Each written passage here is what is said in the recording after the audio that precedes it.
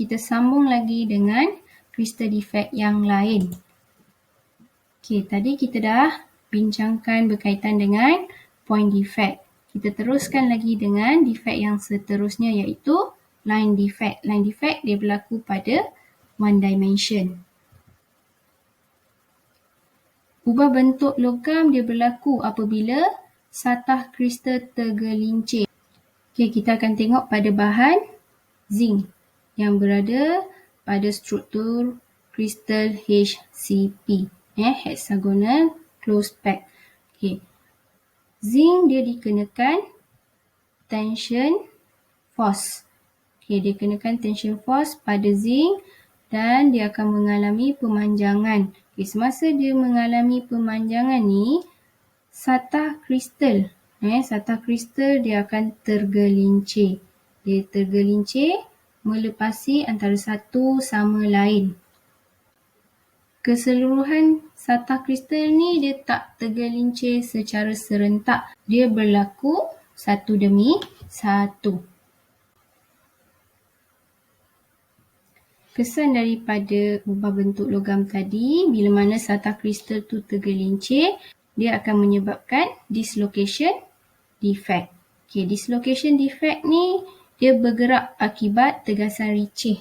Okay, awak boleh nampak ketidakseimbangan atom pada one dimension. Okay.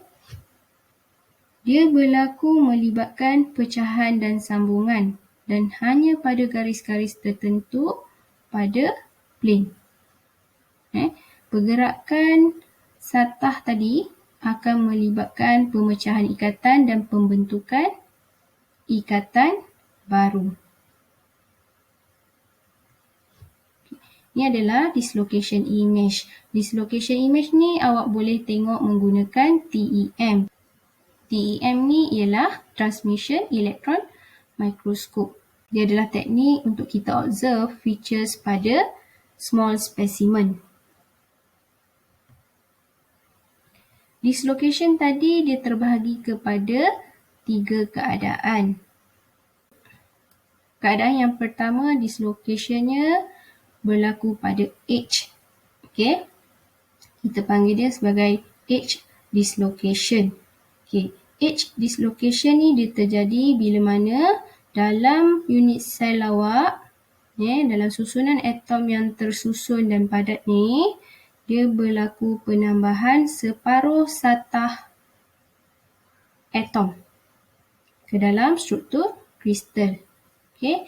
Dia berlaku penambahan separuh satah atom, kemudian dia akan berlaku kecacatan linear pada pusat garis.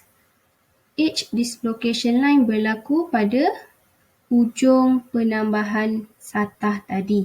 Okey. Kita akan nampak dekat sini atom bahagian atas. Okey, atom bahagian atas ni atas dan ni bahagian bawah. Lower. Okey, bahagian atas ni awak akan nampak burger vector dia. Dia akan saling merapat. Atom ni akan saling merapat ke tengah. Okey, manakala bahagian bawah ni dia akan saling meregang. Burger vector dia akan meregang. Screw dislocation ni dia berlaku apabila bahan dikenakan tegasan ricih. Okey. Sebahagian daripada struktur kristal. Okay, awak boleh tengok pada rajah di atas. Ini garisan dia. Poin penting. Ini saya tulis dia sebagai upper, yang ini sebagai lower. Okay, awak boleh nampak. Bahagian atas struktur kristal, dia akan tercondong. Dia ke belakang tercondong. Berlaku screw dislocation pada kawasan ni. Kat sini awak boleh nampak kedudukan atom pada bahagian atas akan berganjak pada jarak satu atom berbanding atom di bahagian bawah. Yang ini awak nampak burger vector dia menghala ke belakang.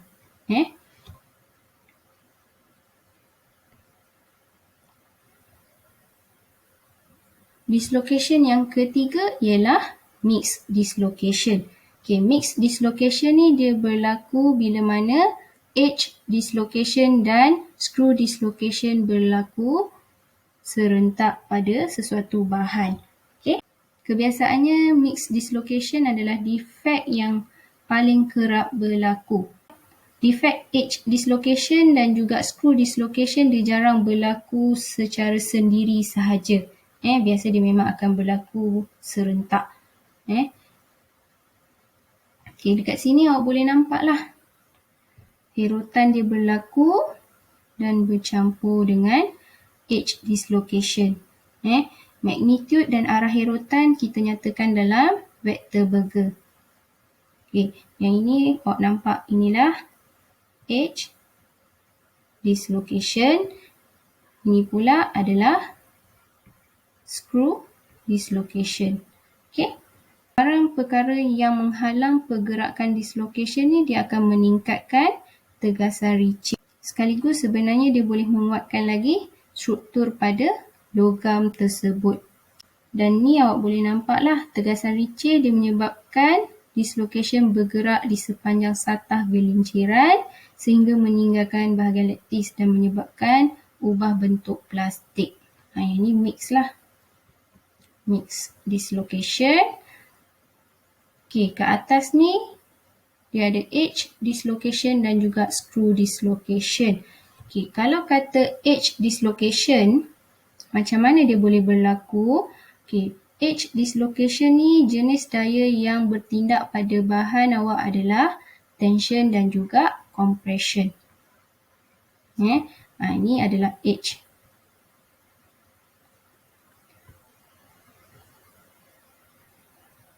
Compression ni dia menekan lah. Tadi saya dah terangkan daya. Okay, dan tension dia menarik. Untuk screw dislocation pula, okay, daya yang dikenakan pada bahan adalah shear force. Shear force. Okay, ini kita dah tengok dah tadi. Defect dislocation terbahagi kepada 3 jenis. Seterusnya kita akan tengok area ataupun surface defect. Defect ni adalah pada 2 dimension.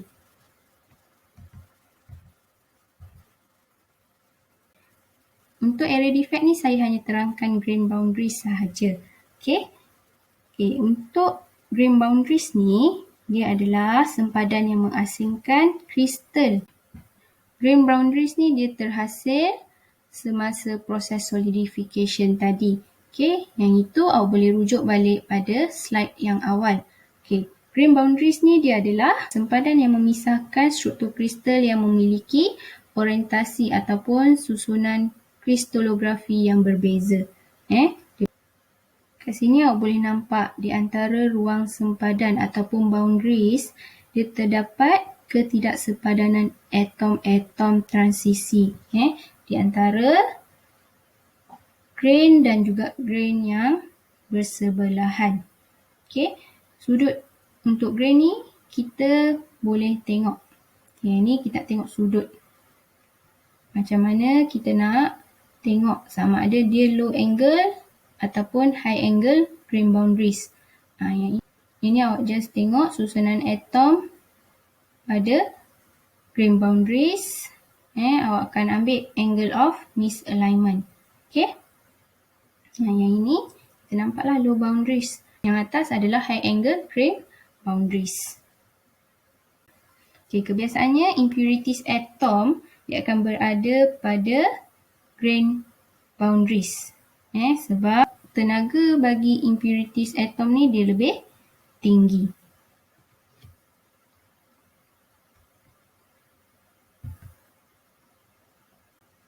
Grain boundaries ni kita boleh tengok menggunakan mikroskop. Okay, tapi bila kita nak tengok dia supaya nampak ataupun grain boundaries ni reflect dia nampak lebih jelas, kita boleh etching area ataupun surface yang mana microstructure tu kita nak tengok. Etching ni dia boleh menampakkan lagi reflect pada crystal orientation. Ini image bagi grain boundaries. Okey, yang pertama awak nampak dia seolah-olah berkaca. Dan yang kedua ni grain boundaries yang mana ada pembentukan kristal yang jelas yang dia membentuk grain.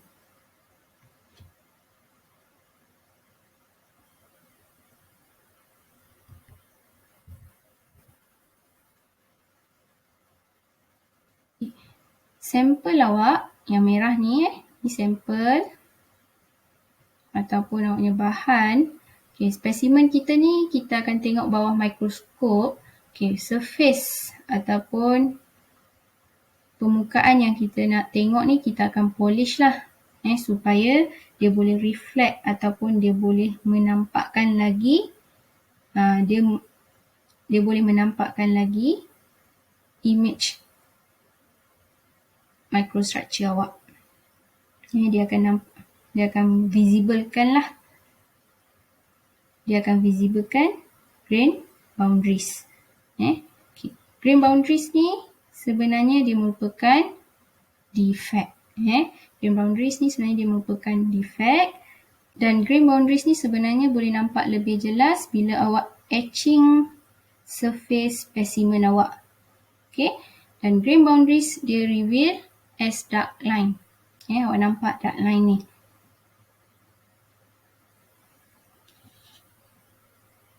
Dan yang terakhir, grain boundaries dia berubah direction dalam polycrystal.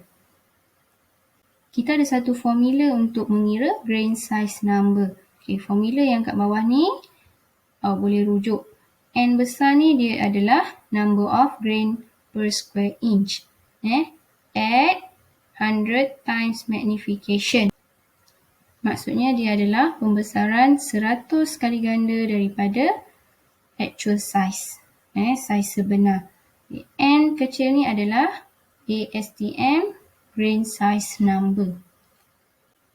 Kita tengok contoh dekat sini. Okay, soalan yang pertama. An ASTM grain size determination is being made from a photomicrograph of a metal at a magnification of 100 times from its actual size. What is the ASTM grain size number of the metal if they are 64 grain per square inch? Okay, kat sini kita selesaikan. Given. Untuk selesaikan ni kita tengok apa info yang dia bagi. First, magnification value is 100 times. Kemudian dia punya nilai bagi N adalah 64. 100 times. N awak adalah 64 grain per square inch. Okay, kita selesaikan. Kita guna formula yang diberi. N sama dengan 2 power of N minus 1. Okay, 64. Sama dengan bila ada eksponen ni kita boleh tukar pada log lah. Kita akan pakai log 2. Jadi log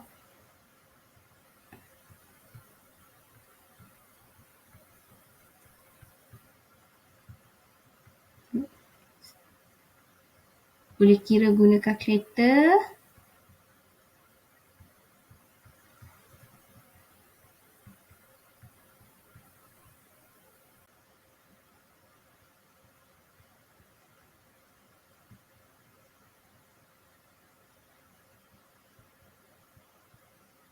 Jawapan N awak adalah 7.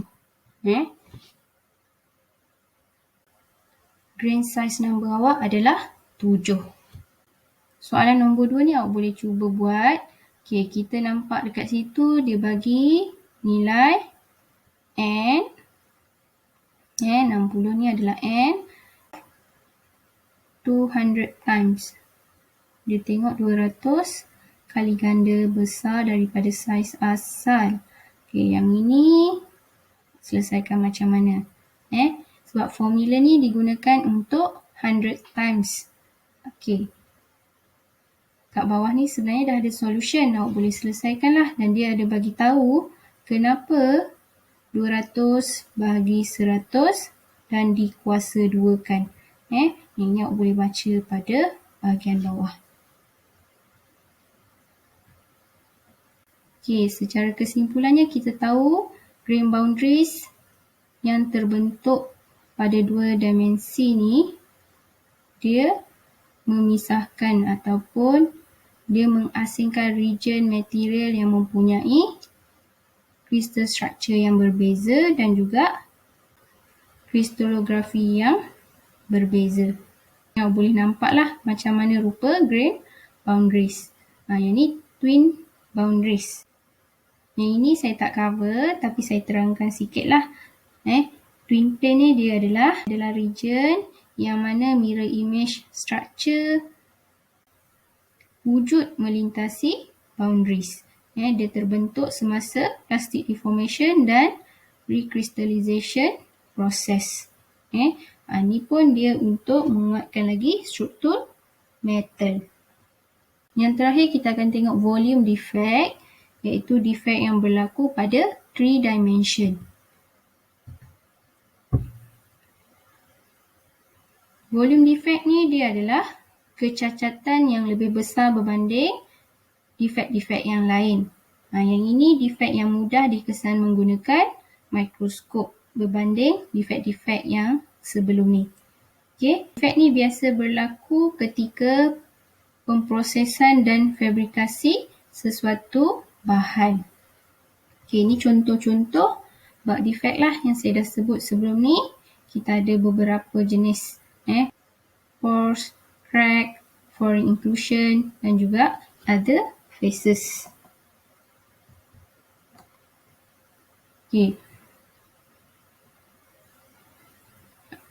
Ini adalah image yang kita perolehi menggunakan scanning electron microscope ataupun SEM.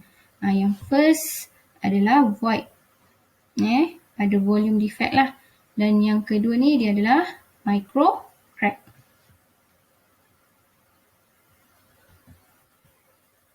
Secara kesimpulannya, imperfection yang berlaku pada struktur kristal ada 4, iaitu point defect, line defect, area defect dan juga volume defect.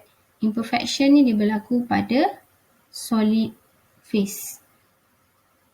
Sesuatu bahan tu dia boleh berlaku pelbagai jenis kecacatan dan kecacatan ni kita boleh kontrol.